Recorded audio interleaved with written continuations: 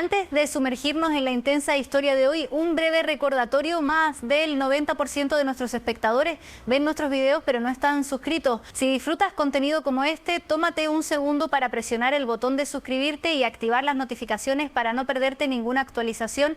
Y si esta historia te resulta atrapante, no olvides darle like al video. Realmente nos ayuda. No sé ni siquiera cuándo comenzó de verdad. Tal vez empezó mucho antes de que yo misma me permitiera verlo. Tal vez fue una semilla plantada en las grietas que se habían formado entre David y yo tan lentamente que apenas las noté al principio. Llevábamos casi 12 años casados cuando me di cuenta por primera vez de que estaba sola dentro de mi propia casa. David no era cruel, no era abusivo, no era un monstruo al que cualquiera pudiera señalar y decir: ah, por eso ella lo hizo. Él simplemente estaba ausente. Y no me refiero a que nunca estuviera en casa. Estaba, pero en realidad no estaba allí. Recuerdo una noche de la primavera pasada cuando me senté frente a él en la mesa del comedor. Los niños habían terminado temprano y se habían ido a sus habitaciones. Yo había preparado su pollo al romero favorito y verduras asadas. Él comía en silencio, desplazándose por su teléfono con la mano izquierda mientras la derecha levantaba el tenedor una y otra vez. Le pregunté cómo le había ido en el trabajo. Se encogió de hombros. Le pregunté si había visto el correo sobre el recital de piano de Emma.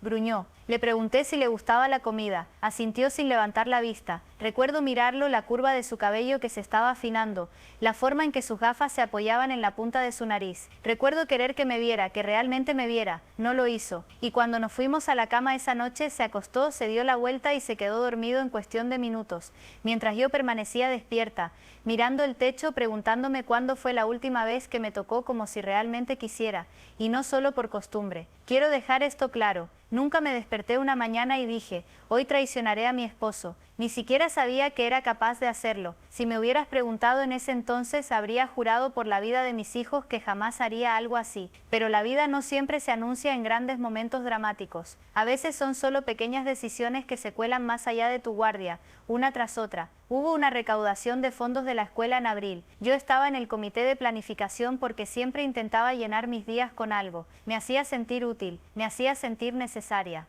Estábamos decorando el gimnasio con farolillos de papel cuando Mark se ofreció a ayudarme a colgar algunos de los más altos. Yo conocía a Mark, por supuesto, era el papá de uno de los compañeros de clase de Emma, recién divorciado. Siempre era amable, siempre rápido, con un chiste, el tipo de hombre que a la gente le gusta tener cerca porque hacía que el trabajo se sintiera más liviano. Sostenía la escalera con firmeza mientras yo subía. Recuerdo mirar hacia abajo y verlo sonreírme. Me molestó por mi equilibrio. Yo le devolví la broma por su corbata torcida. Fue inocente, no fue nada, pero me hizo reír, una risa auténtica y burbujeante que no me había escuchado a mí misma en mucho tiempo. Después se ofreció a invitarme un café como agradecimiento por quedarme hasta tarde para terminar los farolillos. Dije que sí porque me parecía grosero decir que no. Nos sentamos en su coche fuera de la cafetería con vasos de papel calentándonos las manos. Hablamos primero de nuestros hijos, luego de la recaudación y luego de nuestras vidas. Me preguntó sobre mi matrimonio, no directamente, sino con suavidad. Me preguntó si era feliz. Mentí. Dije que sí, pero luego volvió a preguntar, más suave, y escuché mi propia voz quebrarse cuando dije: a veces no lo sé. Esa conversación no llevó a nada. Me fui a casa, besé a mis hijos para darles las buenas noches. Me metí en la cama junto a David y sentí su calor pero no su cercanía. Y me dije a mí misma que no era nada. Pero después de eso empecé a notar más a Mark. En la salida de la escuela me saludaba con la mano desde el otro lado del estacionamiento. A veces se acercaba y charlábamos mientras esperábamos a que los niños salieran. Me hacía reír y me escuchaba. De verdad me escuchaba. Me miraba a los ojos cuando hablaba. Recordaba cosas que yo decía. David apenas recordaba poner su taza de café en el lavavajillas. Una tarde Mark me preguntó si quería almorzar mientras los niños estaban en la escuela. Dudé. Se sentía como una línea que no debería cruzar, pero era solo un almuerzo, ¿verdad? Solo dos padres compartiendo una comida, así que dije que sí. Nos sentamos en un rincón tranquilo de un pequeño café. Me preguntó por mis sueños, los que había tenido cuando era más joven. No había pensado en ellos en años. Antes quería viajar, escribir, hacer algo más grande que reuniones del PTA y listas del supermercado. Me preguntó por qué había dejado de hacerlo. No tenía una respuesta que tuviera sentido. Después de ese almuerzo no pude dejar de pensar en él, ni siquiera de la manera obvia que podría suponer. No se trataba de querer arrancarnos la ropa o escondernos en habitaciones de hotel. Se trataba de sentirme despierta de nuevo, de sentir que existía, que alguien me veía y le gustaba lo que veía. Empecé a vestirme de manera diferente para dejar a los niños en la escuela. Nada escandaloso, solo un poco más de esfuerzo. Me peinaba con más cuidado, me ponía brillo labial. David nunca lo notó, pero Mark sí. Sonreía y decía, te ves bien hoy. Esas palabras eran como agua para una planta sedienta. Aún me decía a mí misma que era inofensivo, que nunca dejaría que llegara demasiado lejos. Yo era una buena esposa, una buena madre, nunca arriesgaría todo, pero lo que pasa con las líneas es que una vez que permaneces cerca de ellas el tiempo suficiente se vuelven borrosas. Una tarde me preguntó si quería ver la nueva librería del centro. Amo las librerías. David las odiaba, decía que olían a polvo y ponía los ojos en blanco cuando llegaba a casa con un montón de novelas que nunca parecía tener tiempo de leer, pero a Mark le gustaban los libros. Le gustaban tanto que pasó una hora recorriendo los pasillos conmigo, señalando sus favoritos, preguntando por los míos. Cuando salimos estaba lloviendo. Sostuvo su abrigo sobre mi cabeza mientras corríamos hacia su coche. Nos sentamos ahí riendo, empapando los asientos. Luego la risa se desvaneció y simplemente nos miramos. Sentí que el aire cambiaba. Sentí mi corazón latir tan fuerte que pensé que él podía oírlo. Extendió la mano y apartó una gota de lluvia de mi mejilla con el pulgar. No lo detuve, no me alejé, pero tampoco me acerqué. Solo me quedé allí respirando el momento, deseándolo y temiéndolo al mismo tiempo. No me besó ese día, pero podría haberlo hecho y creo que yo lo habría permitido. Volví a casa temblando, diciéndome que era un error, que tenía que dejar de verlo a solas. Pero a la mañana siguiente me envió un mensaje pensando en ti y no lo ignoré. Respondí, quiero decirte que fui lo suficientemente fuerte como para terminarlo ahí. Ojalá pudiera decir que lo fui, pero no lo fui. Estaba sola y era débil. Y la verdad es que una parte de mí quería seguir sintiéndose vista aunque estuviera mal. Una semana después me preguntó si quería dar un paseo junto al lago. Le dije a David que iba al supermercado. No sé por qué mentí. Podría haber dicho simplemente que necesitaba aire fresco, pero mentir hizo que pareciera que estaba haciendo algo real, algo que sabía que no debía. Caminamos durante una hora solo hablando. Me contó sobre su divorcio, sobre lo sola que se sentía su casa por la noche. Yo le conté cómo a veces David y yo pasábamos días sin decirnos más que unas pocas palabras prácticas. Le conté cosas que nunca le había dicho a nadie, cosas que ni siquiera me había dado cuenta de que había mantenido encerradas. Cuando regresamos a nuestros coches, sentí esa misma carga eléctrica en el aire. Me miró como si estuviera memorizando mi rostro. Me preguntó si podía besarme y debería haber dicho que no. Debería haberme dado la vuelta, pero no lo hice. Se lo permití. No fue un beso de película. No hubo música que subiera, ni fuegos artificiales. Fue cálido y suave y real. Y cuando se apartó, vi en sus ojos exactamente lo que temía. Esto ya no era inofensivo. Esa noche David me preguntó si estaba bien. Por un segundo estuve a punto de contárselo todo. Estuve a punto de confesar, de suplicarle que luchara por mí, por nosotros, pero estaba cansado del trabajo, con los ojos ya medio cerrados. Así que dije que estaba bien y nos fuimos a la cama, espalda con espalda, nuestros cuerpos tan cerca y sin embargo a kilómetros de distancia. Me quedé despierta mirando el techo, el sabor de Mark aún en mis labios, preguntándome en quién me había convertido y si alguna vez podría volver atrás. Los días después de ese primer beso se sintieron como caminar por una cuerda floja, equilibrada entre dos versiones de mí misma. Una parte de mí era la esposa, la madre, la mujer que preparaba almuerzos, doblaba la ropa y se paraba junto a su esposo en reuniones familiares con una sonrisa ensayada. La otra parte de mí era la mujer que revisaba su teléfono cada pocos minutos esperando un mensaje de Mark, cuyo corazón se aceleraba cada vez que veía su nombre iluminar la pantalla. Ojalá pudiera decirte que me detuve entonces, que entré en razón, que elegí a mi familia y cerré esa puerta para siempre. Pero la verdad es que una vez que pruebas la sensación de ser deseada, verdaderamente deseada, es como descubrir que llevabas tiempo muriéndote de hambre sin saberlo. Mark no me empujó a nada, no me acorraló ni me engatusó para guardar secretos. Yo caminé hacia él paso a paso, elección tras elección. No se convirtió en algo dramático de la noche a la mañana. No hubo habitaciones de hotel lujosas ni escapadas salvajes. Fueron momentos robados en lugares ordinarios. Un paseo en coche por la ciudad mientras los niños estaban en la escuela. Una pausa para el café que duraba 1 o 2 horas de más. Un mensaje enviado tarde por la noche mientras David roncaba a mi lado,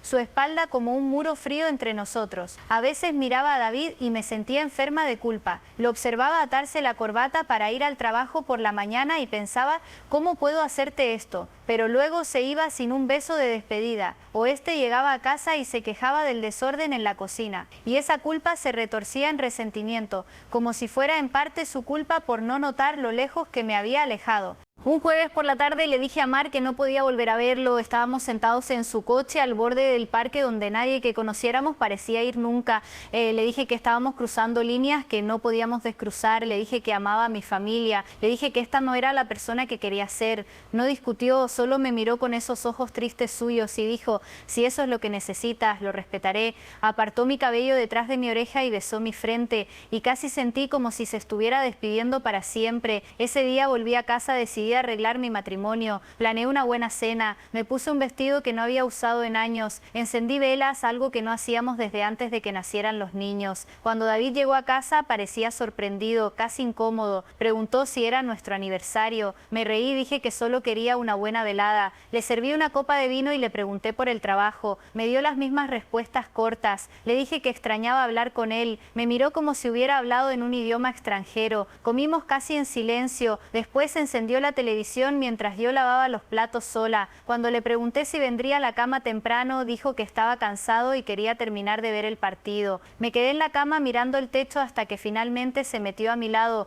oliendo levemente a whisky y loción para después de afeitar. No me tocó. Una semana después, Mark escribió: te extraño. 3 palabras simples. Las miré durante una hora antes de responder. Yo también te extraño. Eso fue todo lo que hizo falta para caer de nuevo en ello, solo que esta vez fue más lejos. Un día, cuando los niños estaban con mi hermana y David estaba de viaje de trabajo, Mark vino a casa. Nunca antes lo había dejado entrar en mi casa. En cuanto cruzó la puerta, sentí como si las paredes nos observaran. Se quedó de pie en mi cocina mirando las fotos de mi familia en el refrigerador. Pasó el dedo por el borde de un imán que Emma había hecho en el preescolar. Me miró y preguntó: ¿estás segura? No lo estaba, pero asentí de todos modos. Nos sentamos en el sofá y hablamos. Ojalá pudiera decir que solo hablamos, pero fue la primera vez que nos permitimos estar realmente cerca. No se sintió glamoroso ni imprudente, se sintió triste y cálido al mismo tiempo. No dejaba de mirar alrededor de la habitación, los juguetes en la esquina, la cesta de ropa medio llena al pie de las escaleras. Mi vida estaba allí a nuestro alrededor,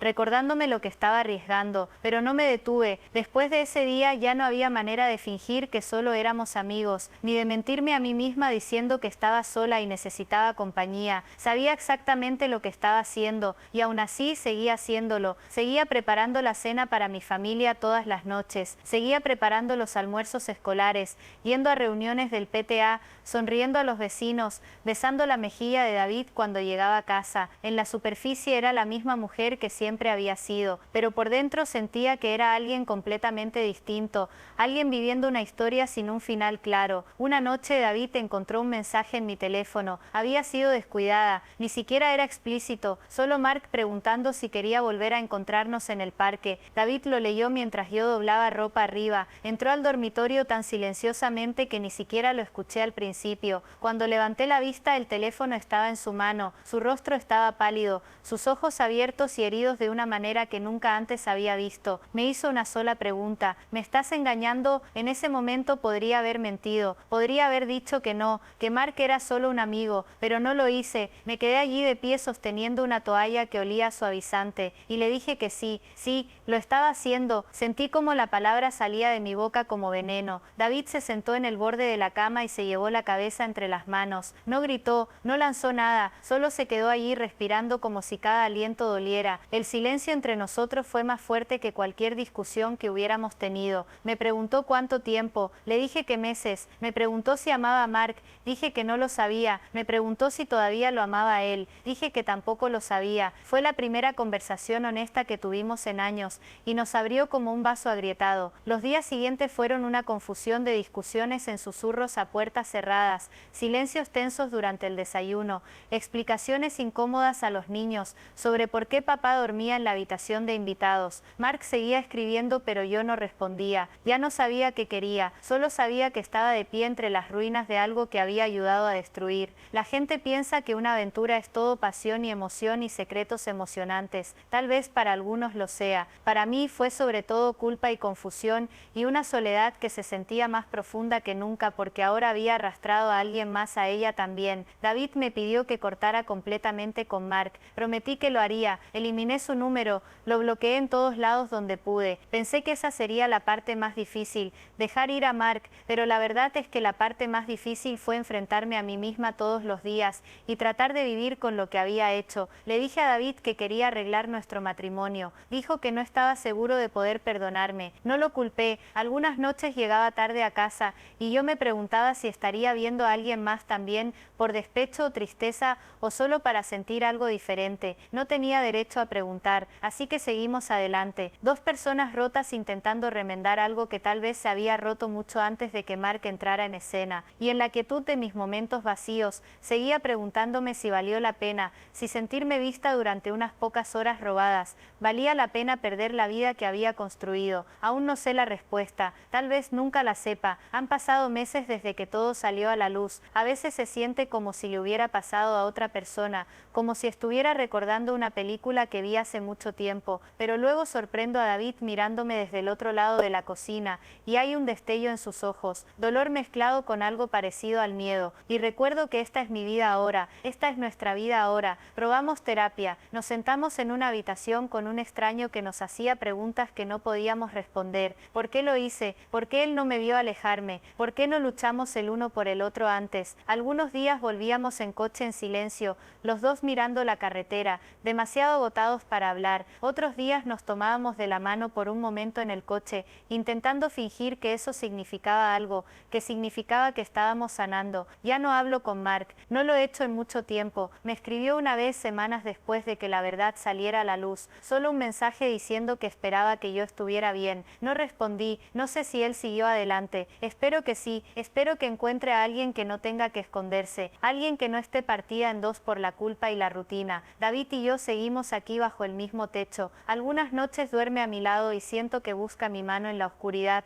y se la aprieto y rezo para que eso signifique que podamos encontrar el camino de regreso. Otras noches somos dos extraños acostados a centímetros de distancia, y me pregunto si es más amable dejarlo todo ir que seguir fingiendo que podemos arreglar esto. Los niños no conocen los detalles, solo saben que las cosas cambiaron, saben que papá duerme en el sofá a veces, saben que mamá llora en el baño cuando cree que no la escuchan. Odio eso, odio que mis decisiones les hayan hecho eso, odio que sin importar lo que haga ahora no pueda deshacerlo. No me veo como una víctima, sé que no lo soy, tomé las decisiones que nos trajeron aquí, dejé que la soledad se convirtiera en una razón, dejé que mis necesidades pesaran más que mis votos, dejé que otro hombre entrara en una parte de mi vida que se suponía que era solo para mi esposo. Me hago cargo de eso. Si hay una cosa que todo este desastre me ha enseñado, es que los matrimonios no se rompen de la noche a la mañana, se agrietan lentamente en todos los lugares a los que dejamos de prestar atención, en todas las palabras que no decimos, en todas las noches en que nos damos la vuelta y miramos la pared,